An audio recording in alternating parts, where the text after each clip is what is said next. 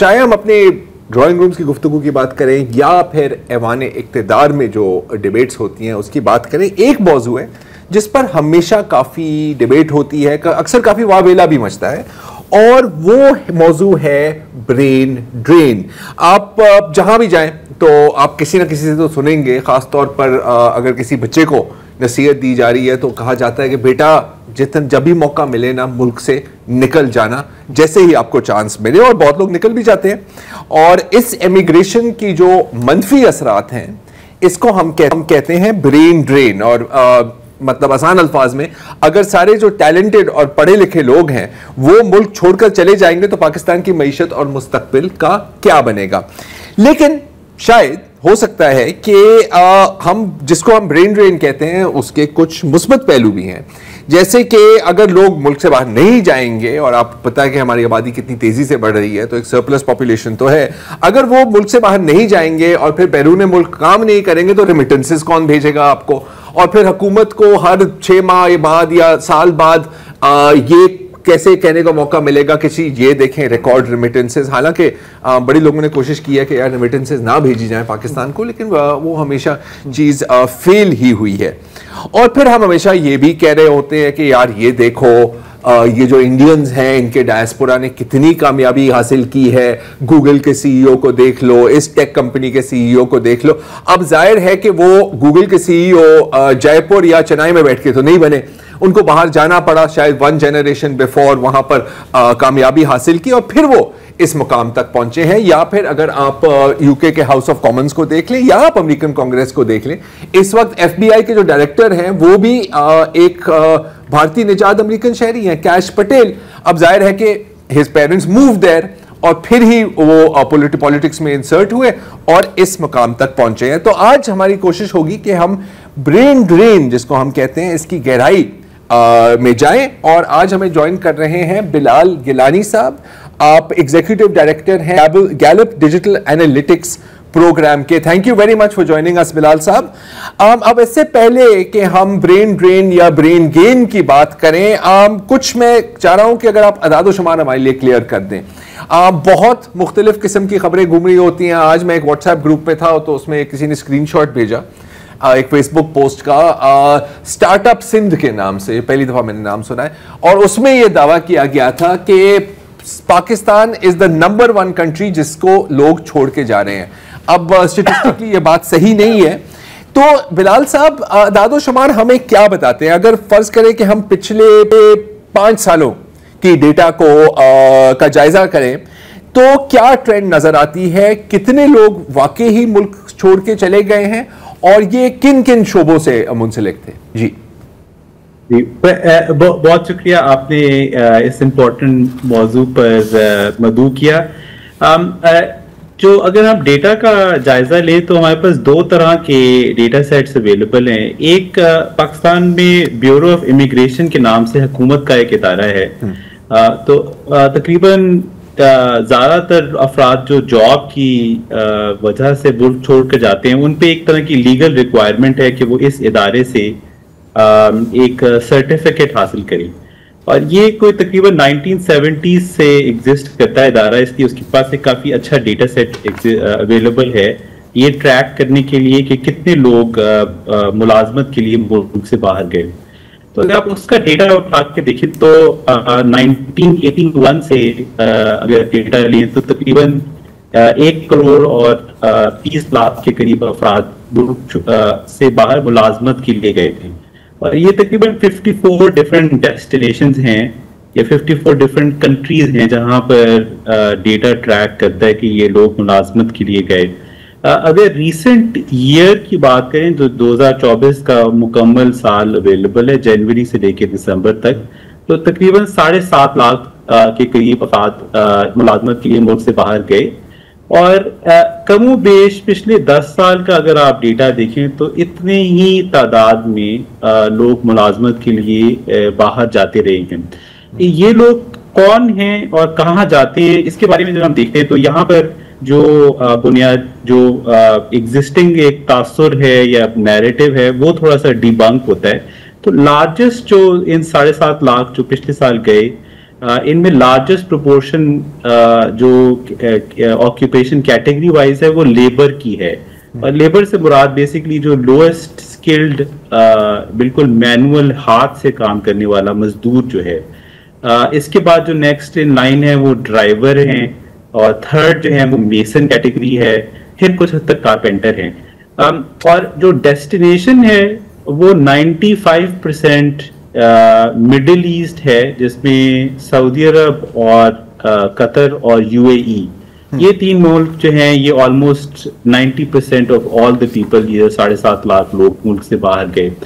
जो लास्ट बात है इस पे करूंगा, फिर आपकी तरफ वापस आता हूँ। जो आपने बात की स्किल लेबर की, और एक मैं उससे इतना इत्तेफाक नहीं करता कि ऐसे लोग सिर्फ उनको हम ब्रेन या ब्रेन्ड कहें कि उनके जाने से मुल्क पे ब्रेन ड्रेन हो जाता है, या तमाम पाकिस्तानी ब्रेन रखते हैं और बहुत काबिल हैं, मगर जो यूजुअल टर्म है कि स्किल्ड पाकिस्तानी गए, तो डेटा हमें ये बताता है कि पिछले साल अगर आप डॉक्टर्स, इंजीनियर्स, आईटी प्रोफेशनल्स, अगर आप इन नर्सेज, अगर आप इन कैटेगरीज को सिर्फ देखें तो जो मुल्क छोड़ के जाने वाले हैं उनके टोटल तादाद 20,000 है, यानी 3% of all people who left the country वो इस कैटेगरी में फॉल करते हैं। अच्छा सॉरी बिलाल साहब, आपकी एक सेकंड मैं थोड़ी सी वजाहत चाह रहा हूँ।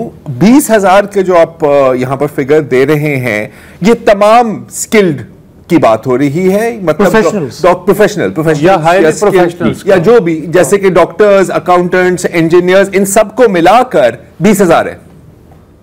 20,000 है जी, जो पिछले साल इस डेटा के मुताबिक मुल्क से बाहर गए 20,000। ओके तो फिर ये जो बात की जाती है, और आज दिन में भी आपसे मेरी बात हो रही थी इसी मौजू पर, और फिर जाहिर है एनेक्डोटली हमारे हर लोगों से बात होती है, एक चीज जिसके बारे में लोग बार बार बात करते हैं वो कहते हैं डॉक्टर्स के, सारी जो हमारी जो टॉप डॉक्टर्स हैं जो यहाँ से ही पढ़ते हैं, कुछ आई थिंक गवर्नमेंट सब्सिडी पे भी पढ़ते हैं, वो चले जाते हैं, और पाकिस्तान में अब जो बचेंगे वो उनका वो मेयार नहीं होगा।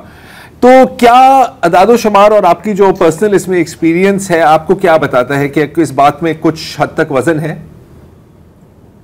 आई थिंक कुछ प्रोफेशंस में को हमें डिस्टिंक्ट करना पड़ेगा इस कॉन्वर्सेशन में, और मेरे ख्याल से डॉक्टर्स उस कैटेगरी में फॉल करते हैं कि जिनकी एक वाजे बड़ी तादाद जो है वो मुल्क से बाहर चली गई है। यही डेटा सेट हमें ये तकरीबन बताता है कि अगर आप 1980 से देखें तो तकरीबन 35,000 डॉक्टर्स ऐसे हैं कि जो मुल्क से बाहर मुलाजमत के लिए गए हैं।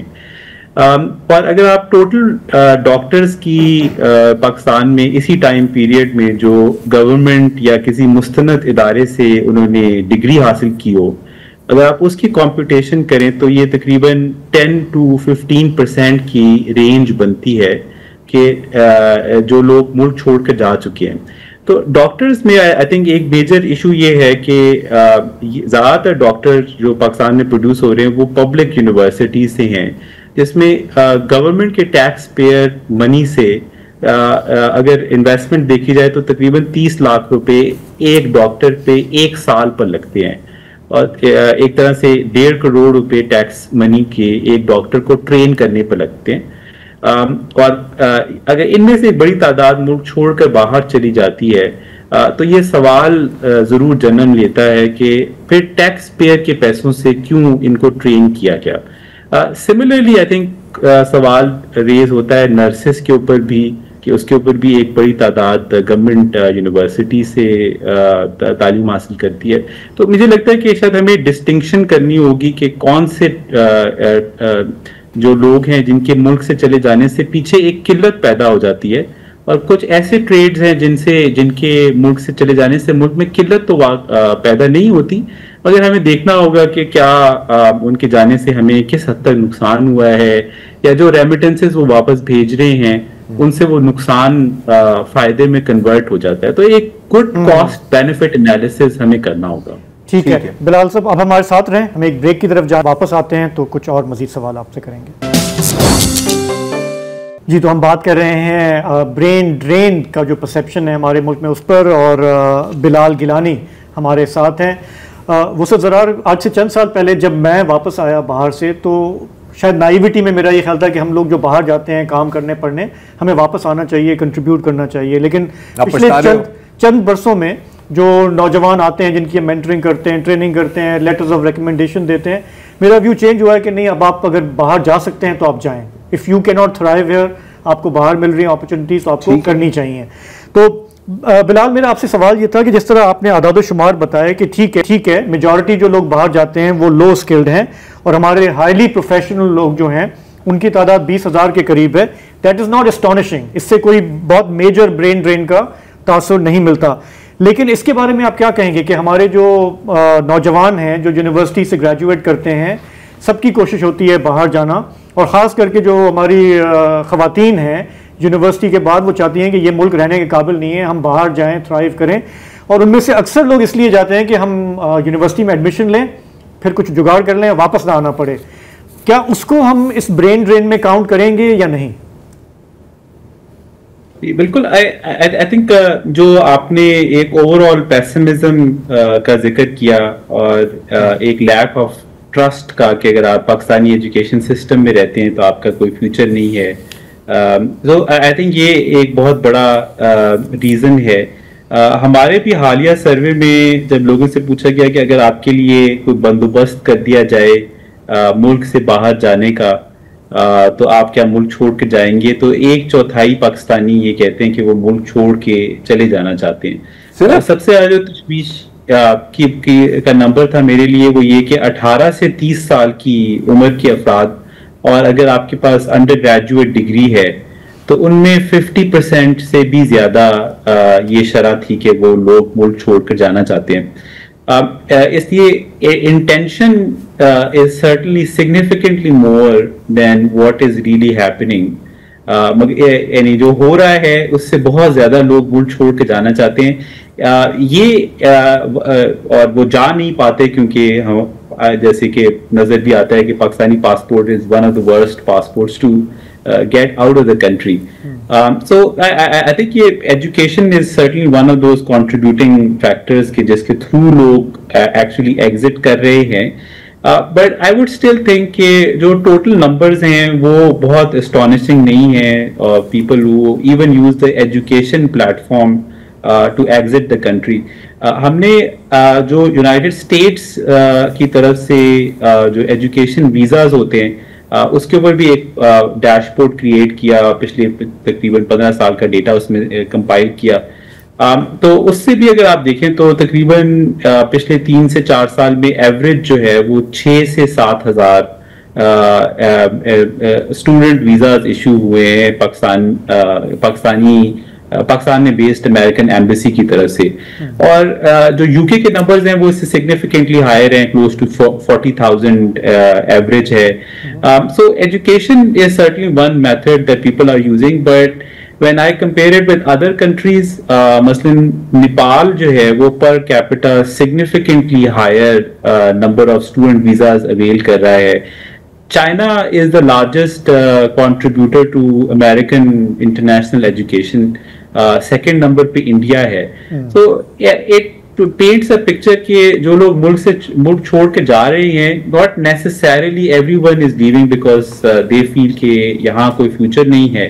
उनमें से अगर यही बात होती तो राइजिंग इंडिया और डेवलप्ड चाइना से लोग इस तरह से मुल्क छोड़कर ना जा रहे होते। तो मेरे ख्याल से शायद एक डिबेट स्लाइटली मोर न्यूएंस्ड है और शायद हमें उसके मुख्तलिफ पहलू देखने चाहिए। अच्छा, अब एक इंतहाई नॉन न्यूएंस्ड डिबेट है जिसकी तरफ मैं आपकी तवज्जो चाहूंगा। मैं आपसे पॉलिटिकल कमेंट हरगिज नहीं मांग रहा, उसके लिए हम ही काफी है। आपको याद है कि जब खान साहब की हुकूमत आई थी तो काफ़ी वीडियोस आए थे, एक वो डॉक्टर साहब थे झील वाले कि मैं आ रहा हूँ, वो शायद पाकिस्तान में आ रहा हूँ, कभी नहीं आए, और फिर कहते थे कि नहीं अब ऐसा होगा कि लोग इस मुल्क को छोड़ के जाना नहीं चाहेंगे। अच्छा, अब एक लिहाज से अगर वो जो टोटल इमिग्रेंट्स वाला ग्राफ है अगर वो हम दिखाएं स्क्रीन पर, तो हम देखते हैं कि आपकी आदाद शुमार के मुताबिक 2020 में 2,25,000 लोग, ये जो बिल्कुल जो नीचे की तरफ डंडी जा रही है, ने एमिग्रेट किया था। और फिर हम देखते हैं कि मेरे ख्याल शायद 1.5-2 साल बाद, कोविड के बाद, वो एक चीज शूट अप करती है।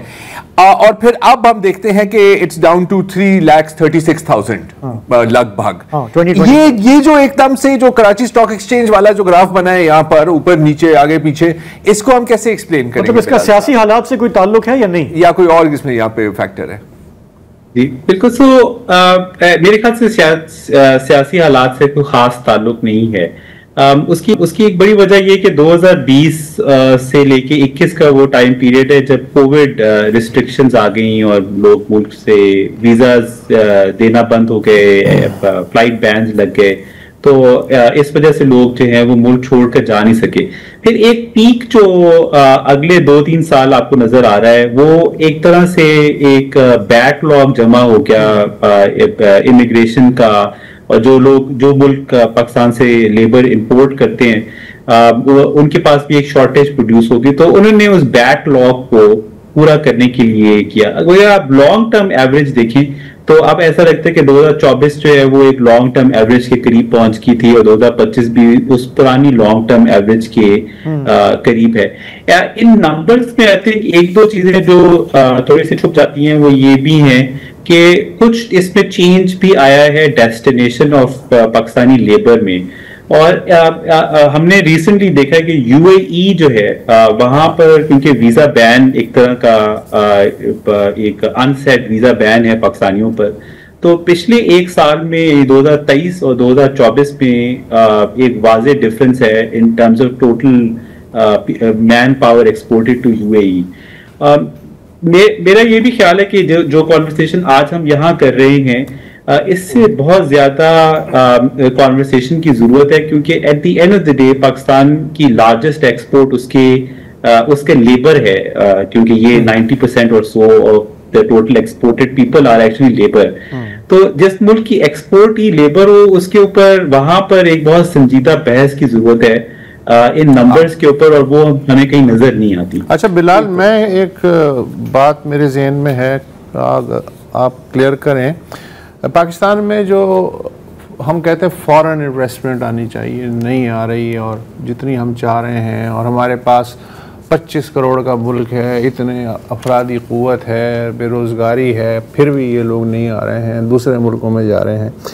वो ये कहते हैं कि हम आ तो जाएँ, इन्वेस्ट भी कर लें, लेकिन यहाँ जो स्किल्ड लेबर है या जो एक्सपर्ट्स हमें मिलते हैं, जो हमें रिक्वायर्ड हैं अपनी ज़रूरियात के लिए, वो हमें मिलते ही नहीं है।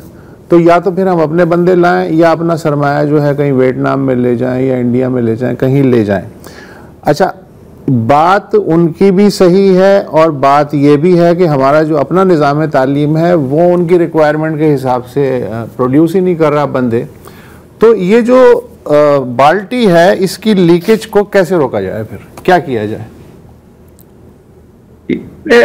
हमने कुछ सर्वेज यंग यूथ जो पाकिस्तान मुल्क छोड़ कर जाना चाहती है उनके साथ भी किए, इस बात को जानने के लिए कि आखिर ये better economic opportunity in the western countries है या इन द मिडल ईस्ट है जिसकी वजह से लोग जाते हैं, और फिर वो ये कहते हैं कि पाकिस्तान में हालात खराब थे, या ये कि हम यानी एक तरह से पुश एंड पुल फैक्टर्स जो माइग्रेशन में होते हैं।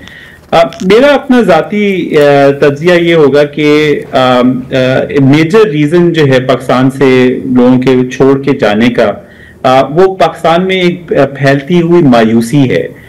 कोई भी शख्स जो है वो अपना लगा हुआ घर और एक खानदान को छोड़कर मुल्क से एग्जिट नहीं करना चाहता, मगर इसी यूथ में अगर जब हम इनसे डेमोक्रेसी के हवाले से सवाल करते हैं, तो हम उनसे पाकिस्तान के आने वाले सालों के हवाले से सवाल करते हैं, इकोनॉमी के हवाले से सवाल करते हैं, तो एक बिल्कुल एक एब्सोल्यूट पेसिमिज्म है कि पाकिस्तान का कोई फ्यूचर एग्जिस्ट नहीं करता।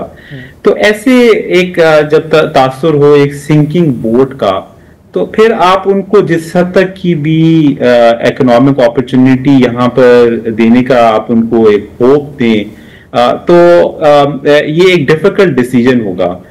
So मुझे लगता है कि एक it is an economic issue, but it is also a wider social political issue, और जो हमारे साहिब इक़्तिदार हैं, चाहे वो सिविल हैं, मिलिट्री हैं, डिफरेंट एस्पेक्ट से, वो जो इस यूथ के जो 18 से 30 साल में पिछले 15-20 साल में एंटर हुई है, इनके जो इश्यूज हैं, इनकी आइडेंटिटी के इश्यूज हैं, इनको वो ना समझ पा रहे हैं, ना शायद समझना चाहते हैं, और वो मजीद एक ऐसा माहौल, एक घुटन का माहौल पैदा करें जिसमें कोई भी यंग पाकिस्तानी जो है वो रहना नहीं चाहता। बिल्कुल ठीक है। कुछ मायूसी ऐसी है कि जो शायद बनाई गई है, शायद हालात इतने खराब नहीं हैं, मगर बहुत सी मायूसी ऐसी है कि जो आपको सड़क चलते भी महसूस होती है।